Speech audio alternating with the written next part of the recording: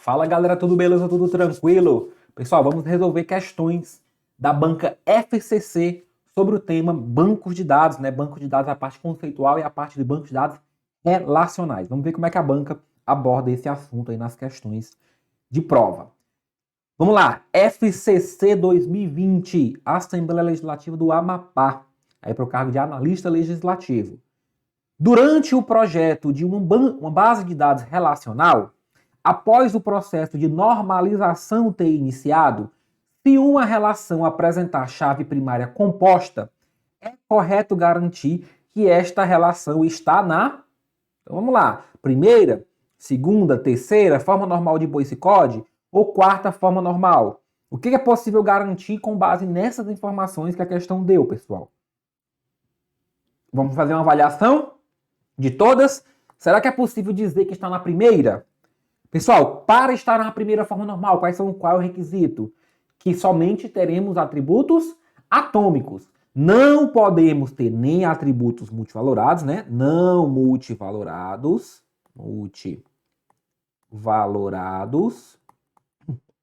E não compostos, e não atributos compostos.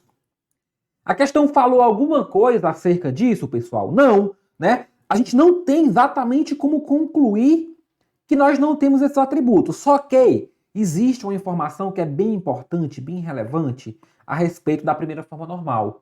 Qual é essa informação? A primeira forma normal, ela é definição do próprio modelo relacional. Então, para estar no modelo relacional, tem que estar, no mínimo, na primeira forma normal. Ou seja, não vai ter atributo composto, nem atributo multivalorado. Então, dessa forma, como a gente não tem a opção de o banco não estar normalizado, né, pessoal? Então, nós vamos aceitar que, pelo menos, essa tabela está na primeira forma normal. Pelo menos. Então, primeira forma normal, vamos, beleza. Não temos nenhuma informação que desmente a primeira forma normal até agora.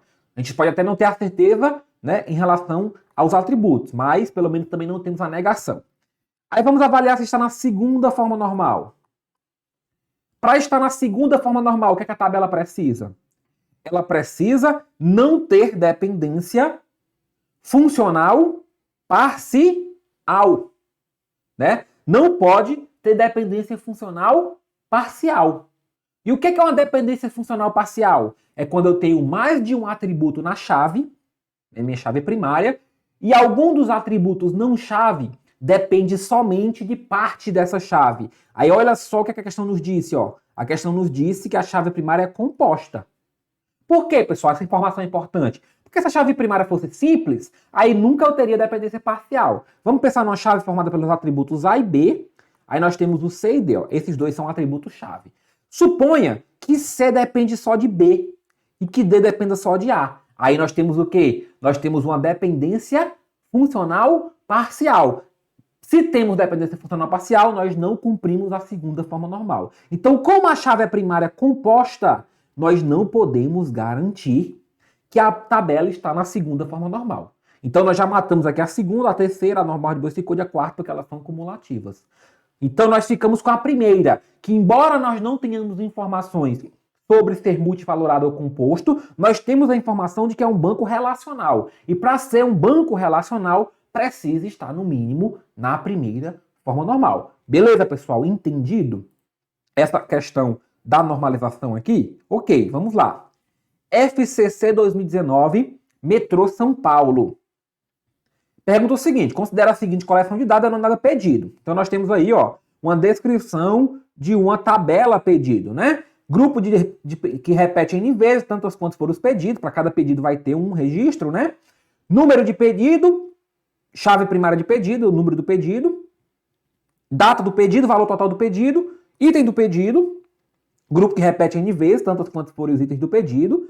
Aí nós temos a chave primária do item pedido, número do item e alguns outros atributos. Então, essa aqui é essa tabelinha, ó. Essas indentações ou reentrâncias representam a subordinação. Como assim? Significa que número do pedido é alguma coisa dentro de pedido. Data do pedido é alguma coisa dentro de pedido. Item do pedido é alguma coisa dentro de valor total do pedido. Perceberam? Então, essas indentaçõezinhas, essas tabulações, elas são a organização das coisas. Aí a questão pergunta se a tabela está qual forma normal, né? Com base só no que está descrito aqui, ó. Com base no que está descrito aqui, qual é a forma normal que está. Então vamos partir para a nossa avaliação.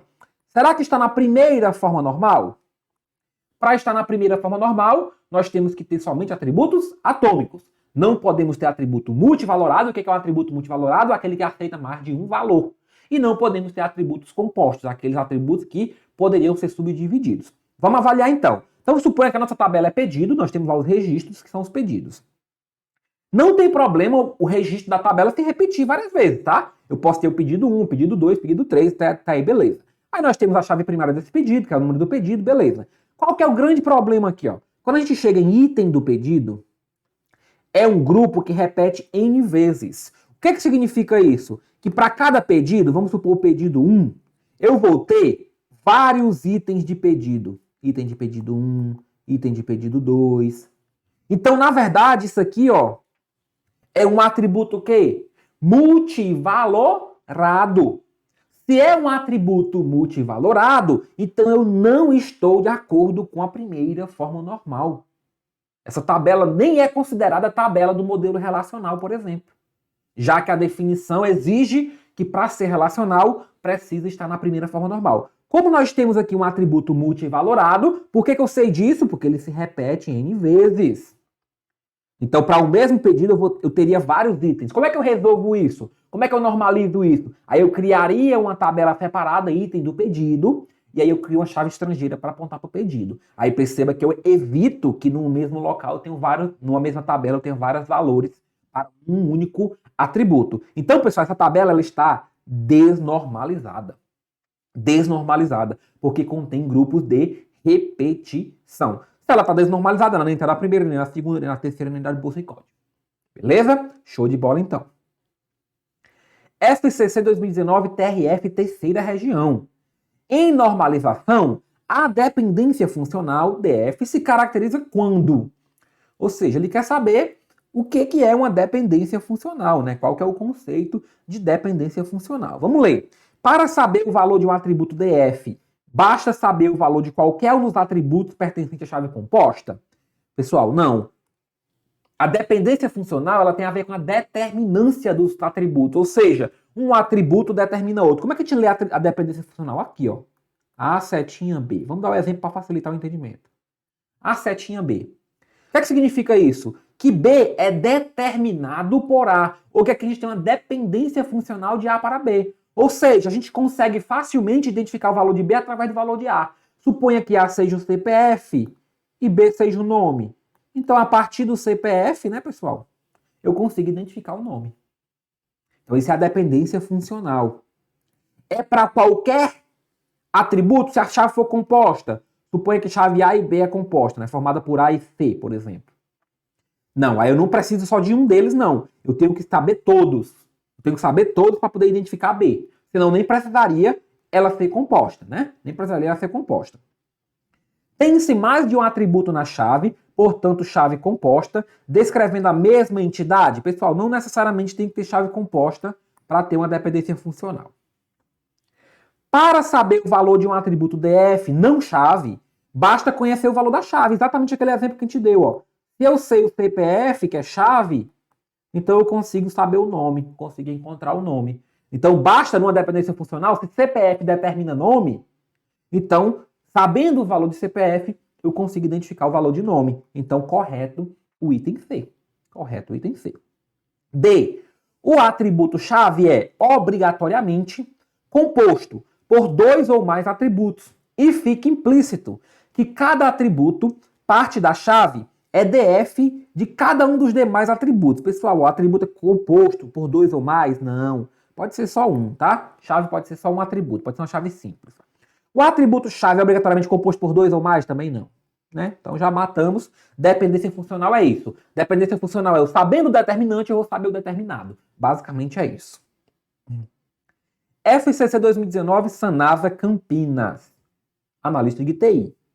Considere que existe a tabela denominada TAB-EST de tratamento de um banco de dados relacional funcionando nas condições ideais, né? As condições ideais. Vamos lá, ó. Eu tenho o código da estação, nome da estação, endereço da estação e telefone.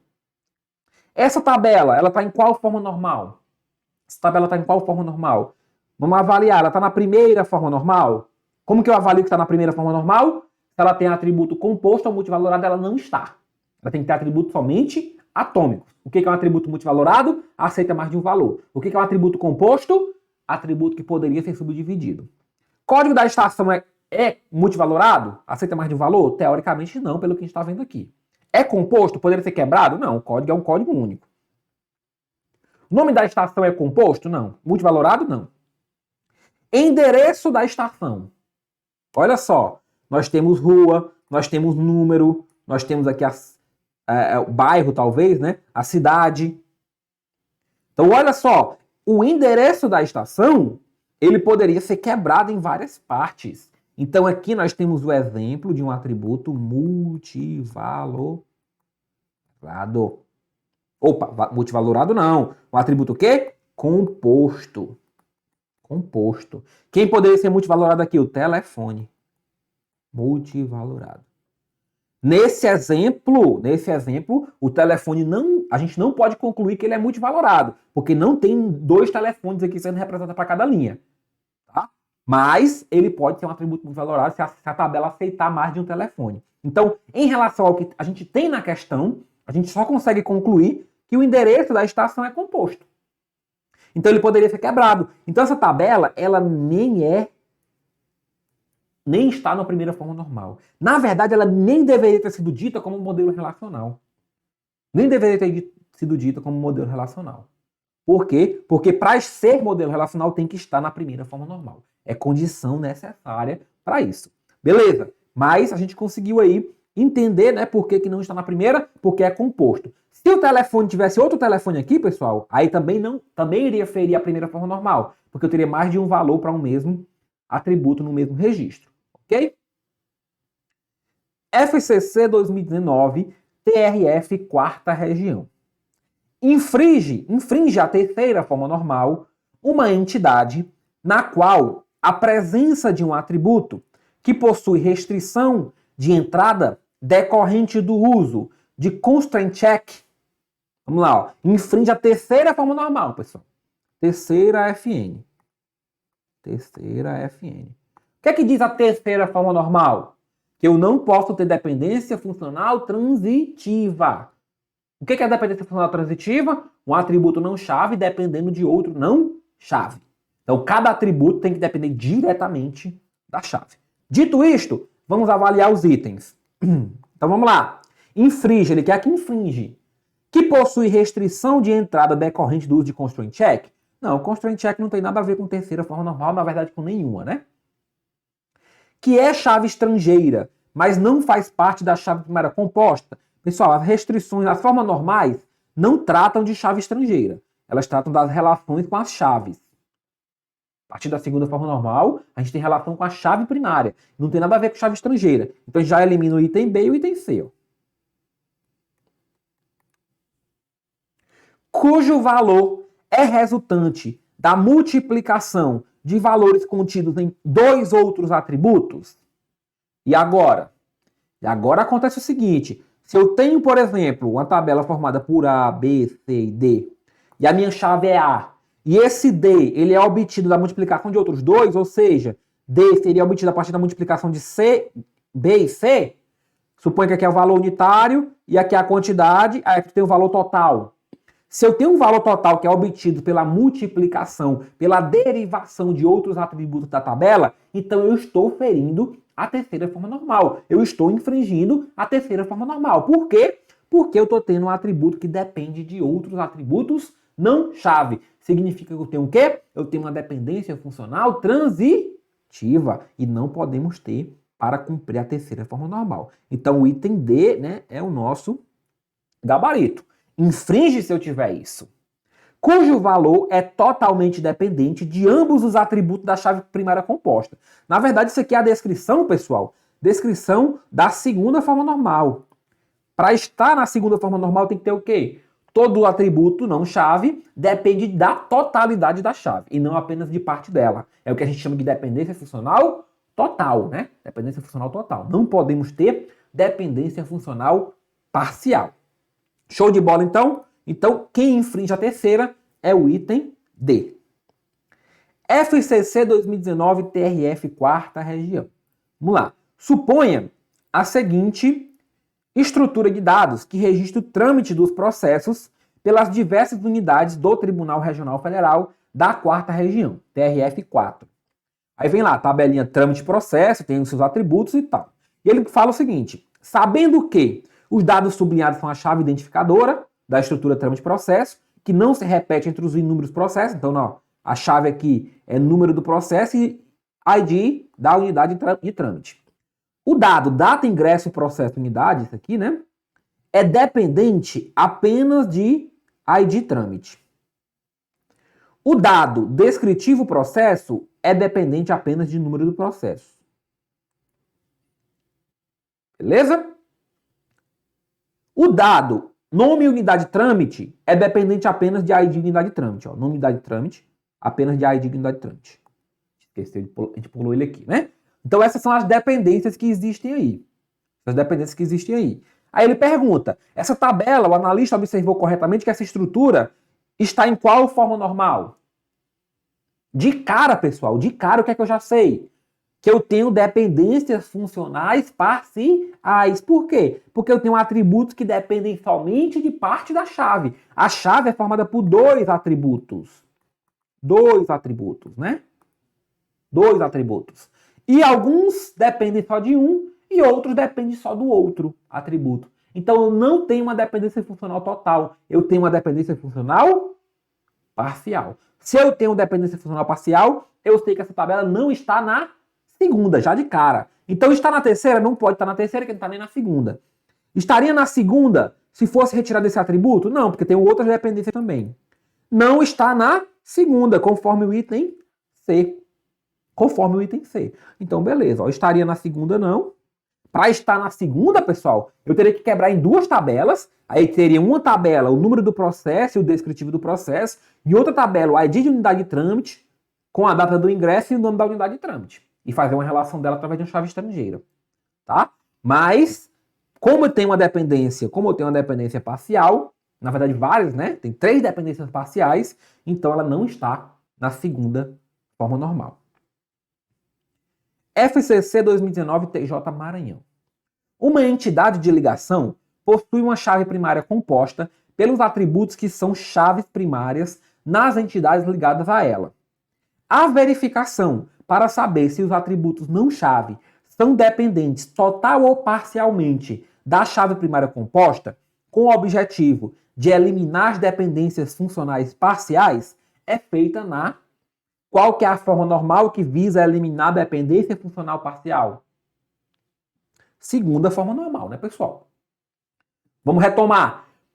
Revisar as formas normais. Primeira forma normal. Não posso ter atributo composto nem multivalorado, somente atributos atômicos. Segunda forma normal. Não posso ter dependência funcional parcial. Terceira forma normal. Vamos até escrever aqui, ó. Escrever. Segunda, aí vamos lá. Primeira, sem atributos compostos ou multivalorados.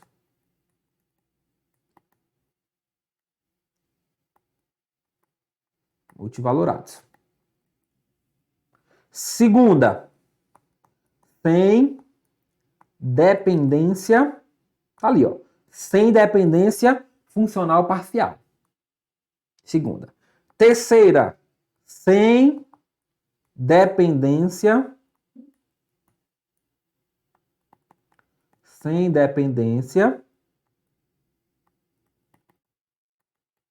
transitiva. Quarta, sem dependência multivalorada. E quinta, sem dependência de junção. Sabendo essas informações, vocês conseguem acertar muita questão de prova.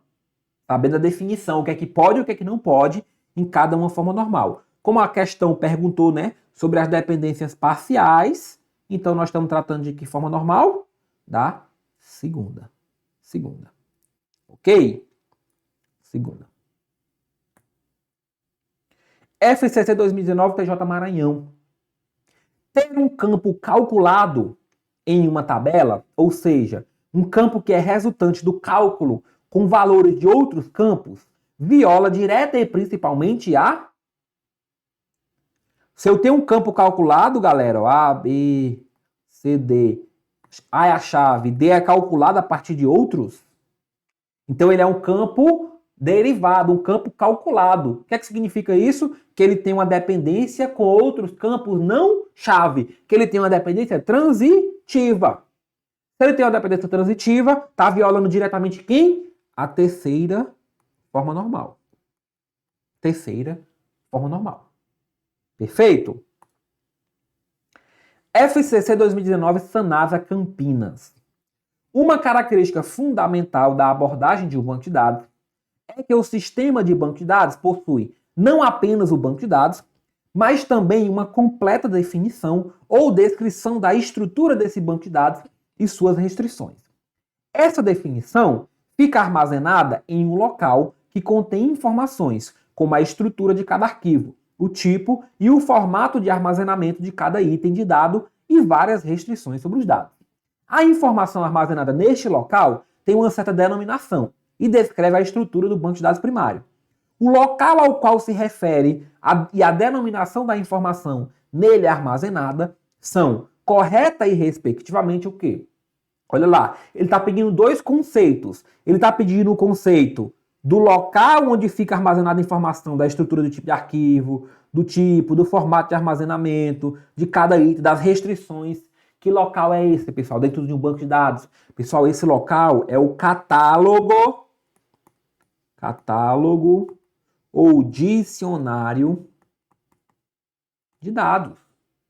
É o local do banco de dados, lá do SGBD, que armazena as informações descritivas. Que armazena quem? Que armazena os metadados. Então a gente mata aqui o item D.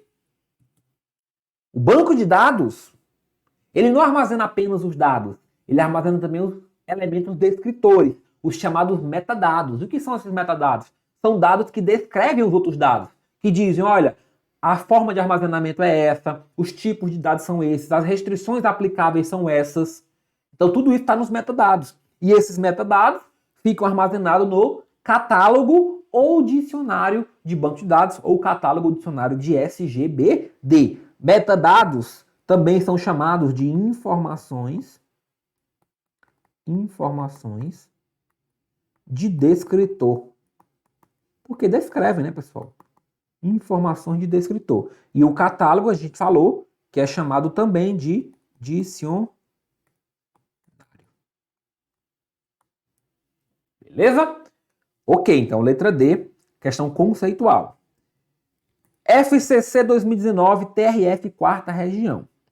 Dentre as regras de CODE que caracterizam bancos de dados relacionais, a regra da independência de integridade estipula que as várias formas de integridade relacional de banco de dados, vamos lá, ó, ele quer que a gente traga o conceito da independência de integridade. CODE definiu 12, na verdade são 13, né? Regras, porque começa da zero, regra base, regra fundamental. E uma dessas regras que ele definiu para considerar um banco como relacional é a independência de integridade. O que é a independência de integridade? Vamos procurar dentro dos itens? Vamos lá. Precisam ser definidas as restrições, né, que ele pergunta. Ó, estipula que as várias formas de integridade relacional precisam ser definidas na linguagem relacional e armazenadas dentro do catálogo do sistema ou dicionário de dados e ser totalmente independentes da lógica de aplicativos? Pessoal, já é a resposta. Já é a resposta. A restrição de integridade, ela não deve ser definida lá no aplicativo. Ela não deve ser definida lá na aplicação, lá no programa que usa o banco de dados. Ela deve ser definida no próprio banco de dados e utilizando a linguagem relacional. A restrição está lá. Na hora que eu for definir minha tabela, eu vou definir minha restrição. Olha, esse campo só aceita caracteres. Esse campo só aceita inteiro. Olha, eu tenho uma condição que é not nulo. Que é not null, que é não nulo.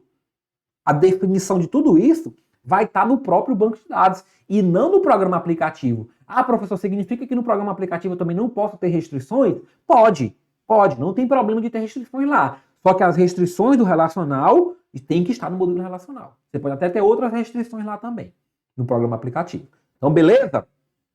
E são independentes. Letra B, vamos ler o restante, né, para entendimento. Podem ser representados em tabelas relacionais específicas que se relacionam com as tabelas de cada aplicativo. Quando um aplicativo mudar, a regra de independência muda automaticamente. Não. Se é independência, significa que quando um mudar, o outro não precisa mudar. Então, letra B é errada. Letra C. Precisam ser definidas na linguagem de cada aplicativo? Não. Na linguagem relacional. D. Podem ser definidas na linguagem natural ou shell? Não, pessoal, na linguagem relacional, né? Usando o próprio SQL, por exemplo, né? Usando o próprio SQL. Devem ser escritas em linguagem hierárquica de rede. Ou seja, os outros itens ele disse que ia ser em outras linguagens. E na verdade não. É na própria linguagem relacional. Então, 2 destaques em relação à independência e integridade, né? 2 destaques. Primeiro destaque, é escrito na própria linguagem relacional e tem que preservar a independência com os programas. Os programas não precisam ficar mudando toda hora ou não precisam ser adaptados para alterar, né, para adaptar-se a mudanças nas restrições. Tá? As restrições são tratadas dentro do próprio modelo relacional. Show de bola, galerinha! Resolvemos algumas questões aí da FCC sobre o tema bancos de dados e bancos de dados relacionais.